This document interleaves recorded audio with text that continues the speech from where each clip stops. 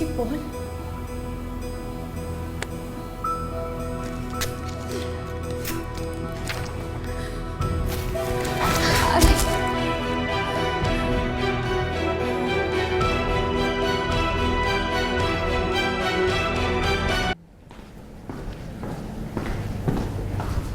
Bakit mo sinabi kay Ponce?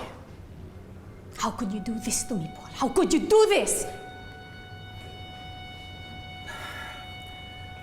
Galit lang ako nun, okay? Nagalit ka dahil nagselos ka? He wasn't supposed to know!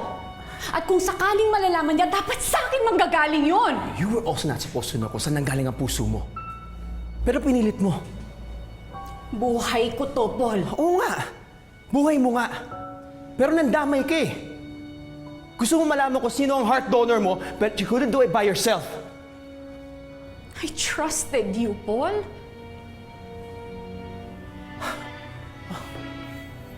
I'm sorry. I'm sorry for breaking your trust. I'm sorry for not being the friend you want me to be. I'm sorry for staying in love with you and for trying so hard for you to like me. After all these years, kahit paulit-ulit mo kami wala. Makababaw mo, Paul. Alam mo, dahil sa ginawa mo, na-jeopardize ang working relationship ng company namin at ng Madayaw. Halos hindi na nga ako iniimikan ni Ponce. At least hindi lang ako yung mababaw. Sabihin mo nga sa akin, pareho kami nagpapakatanga dahil sa'yo. Pero sa akin ka lang nagagalit. Bakit? How you feel is not the issue. It's always been the issue.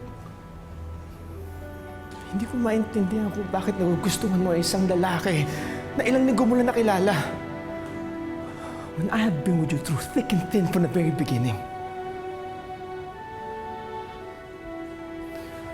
Hope, once and for all, sagutin mo yung tanong ko. Bakit siya? Bakit hindi na lang ako? How many times do I have to tell you? Sabihin mo sa akin. Tell me again.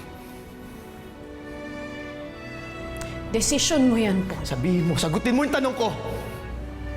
Tapusin mo na to! You're fired.